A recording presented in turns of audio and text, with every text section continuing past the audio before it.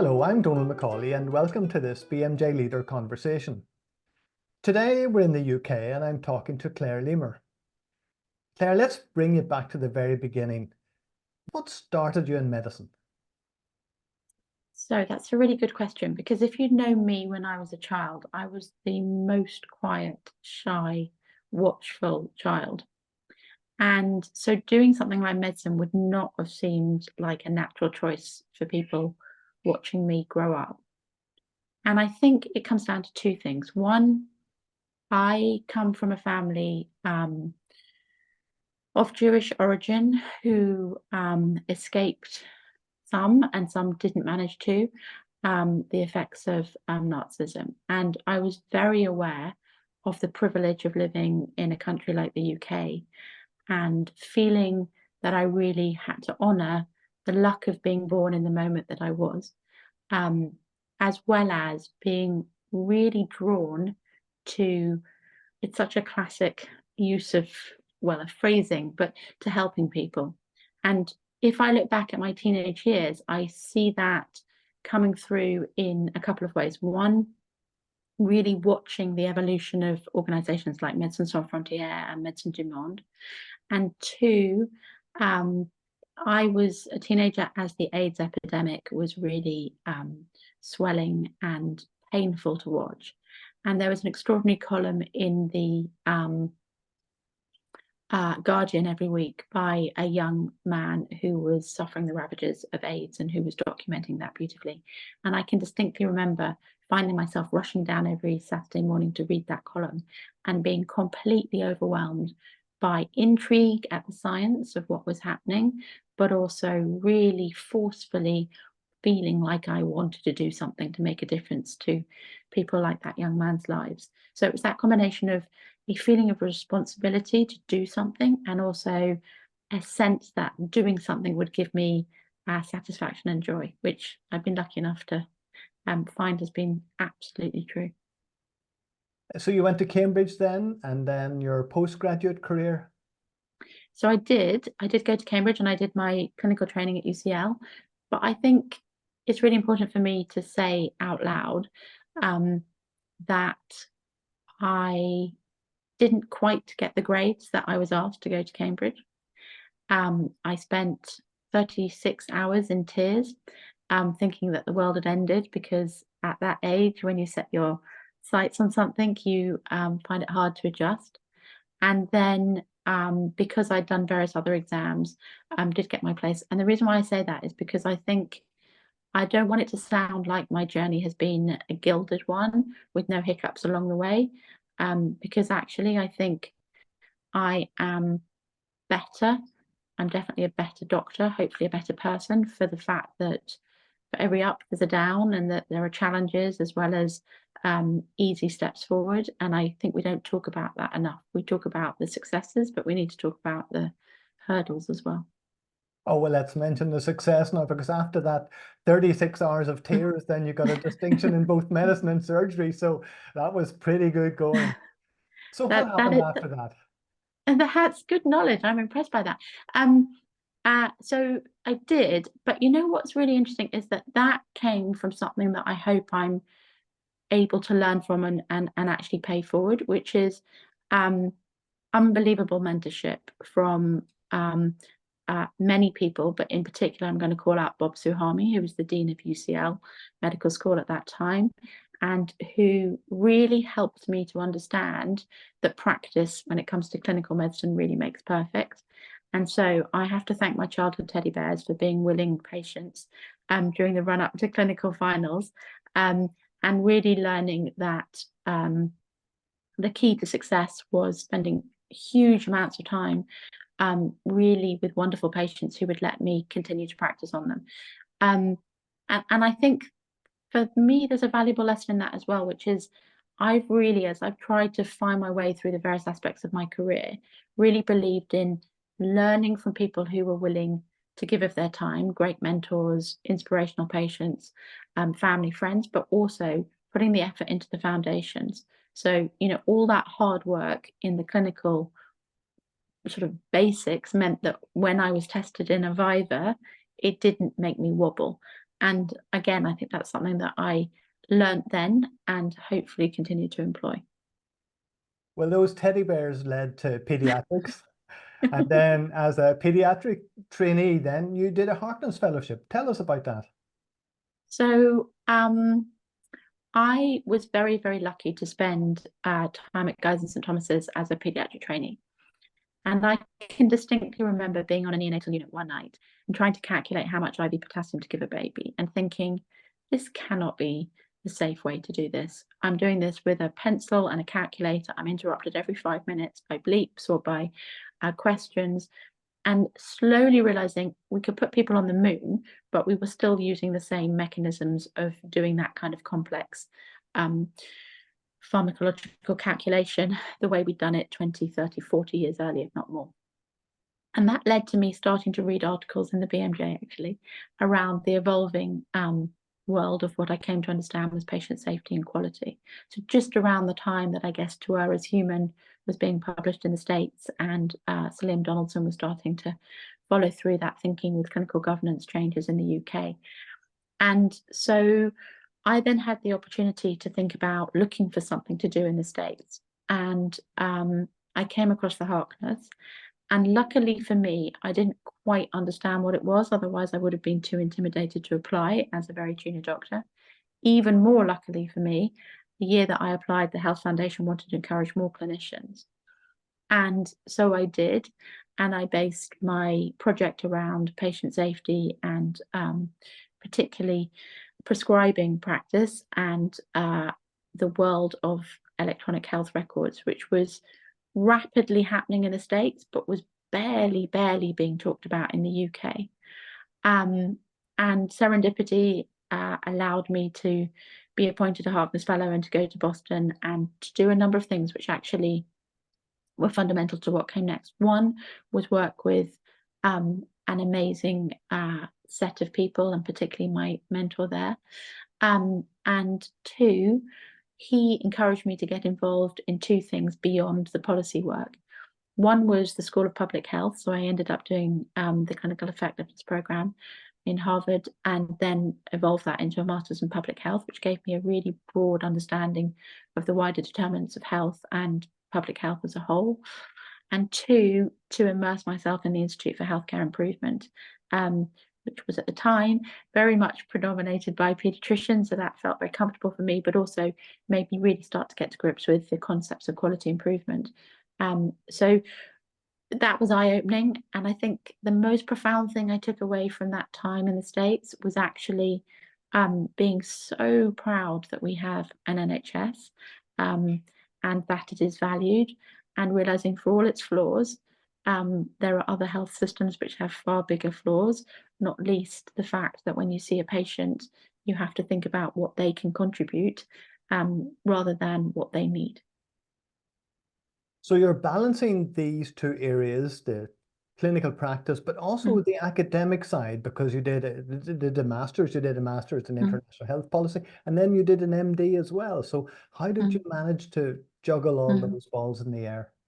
You might say I got a bit greedy because I then went on and did an MBA as well. So and I don't know how I found the brain power or time alongside doing clinical medicine.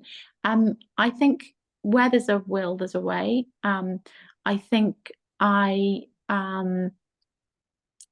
was very, very lucky that I have found if you step up and take on a bit more responsibility, you get more flexibility. So I had the joy, I think, of running rotas in my registrar years, which then meant that I had a bit more flexibility to work out when I wanted to take leave, which let me do some of the stuff in Harvard.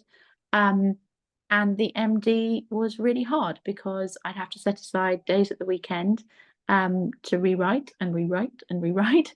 And you have to make choices about that being a priority at that moment in time. But I absolutely would encourage people to do both a master's in public health and also an MBA because they both changed my way of thinking. And that has been incredibly useful to me going forward. It's also, I've talked about earlier, that need to have a foundational platform. Both of those gave me that, and they gave me the confidence not to be scared to have conversations about balance sheets or about markets or strategy, and also taught me some other skills. So on my MBA, I was there were 10% women, and less than 5% of us from the public sector. I had to learn to defend my values and to appreciate others' perspectives, and that's a really invaluable skill. Then we move on, and you're a consultant pediatrician, and you're trying to balance all these things. Tell me how you balance your life. So just before I answer that, I just want to add one more bit of the story, which I think is slightly, others would say odd, I'm going to say joyous, which is that I did my final part of my medical training, working part-time, and the other part of my working week, I worked in an adjacent hospital as a service manager. So I got to live the reality of working in the operational side as well as in the clinical side. And I have so much respect for service managers and general managers, because that is without a shadow of a doubt the hardest job I've ever done. And what that started to teach me was really good time management. And when I moved to being a consultant, I talked to various people about how they divided up their week, because my consultant role wasn't pure clinical medicine. It was half transformations, helping to set up an integrated care system and health services research unit, and half clinical. And wise people said to me, really strictly put things into days of the week. I'm afraid I failed miserably at that. That's just not my way of doing things. And instead, I've let myself be much more flexible about things merging across time barriers. Possibly too flexible in that I wouldn't say I keep a classic 9 to 5 working week hours. But I suppose I have a couple of principles which maybe I didn't have at the beginning of my consultant career. Maybe I took on too much at the beginning and then had to have a sort of stabilization phase and then a re-energizing phase. But they are good enough is absolutely good enough. And the extraordinary amount of time sometimes you spend making something perfect may not be the best investment. I keep meticulous lists, mostly on my phone, because I have truly terrible handwriting and otherwise have to spend too much time deciphering the lists of things to do. And the third one is really about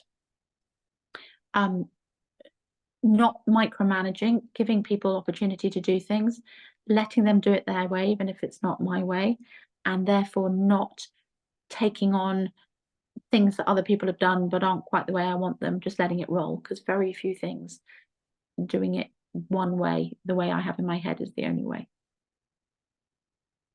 So now tell me about these jobs. Tell me about your career path to date. So I became a consultant, as I've said, with this dual setup. So half my week clinical medicine, half my week doing setting up the integrated care system. And that was completely joyous, because most of what that involved was spending a lot of time listening to families, patients, the public, hearing what didn't work, what did work, and spending a lot of time with GPs, which was absolutely wonderful, because I really got to understand a bit more about how the healthcare system functions in the UK. So I did that for nearly 5 years. And then an opportunity came up to follow a more classic medical management route. So I evolved from being head of service of General Paediatrics into being clinical director for medicine and neonatology in a children's hospital, the Evelina. And then I did that for 3 years, when I took on another role, which was director of transformation, focused mostly on capital projects, but spreading beyond that as well. What you'll see is I'm not very good at giving up roles. I'm much better at squeezing more in, which is maybe not a trait that one should follow if one wants to keep a sane mind. But anyway. Let's move on to talk about your current role. So I spent 11 extraordinary, wonderful years at the Evelina. And every few years, I evolve different roles during that time. But every few years, I get what I call itchy feet syndrome, which is where I'm starting to think about being challenged again and doing something different. And this time, that itchy feet syndrome has allowed me an extraordinary opportunity, which I am incredibly grateful for, which is to go and be Chief of Strategy and Innovation at Birmingham Women's and Children's. I am absolutely loving learning about a new system, understanding the expectations of a different role, hopefully fulfilling some of them, and just getting to have interesting, challenging, exciting conversations with people to help to try and shape the infrastructure that allows clinicians and others to provide really great care to patients and their families. Now, as you mentioned, life hasn't been always that kind to you, and you suffered a very severe accident. So as my final question, tell us how that affected you and how it affected your perspective as a doctor. So I'm very lucky I don't remember the accident. I can just about remember the morning before the accident, but I can't remember very much until about 4 or 5 days later. And I think the benefit of that is I've never had a sort of negative reaction to that experience. And I sort of came to terms with where I was at physically, almost imperceptibly, because I was clearly thinking and processing, although not remembering during that time. So I spent 10 days in hospital. I left hospital with metalwork in my legs and in a wheelchair because I'd fractured my pelvis in so many places. I spent 3 months in a wheelchair with the fear of God put into me by the orthopedic surgeons that if I put weight on my right side, that would end in further surgery. So I was a relatively well-behaved patient.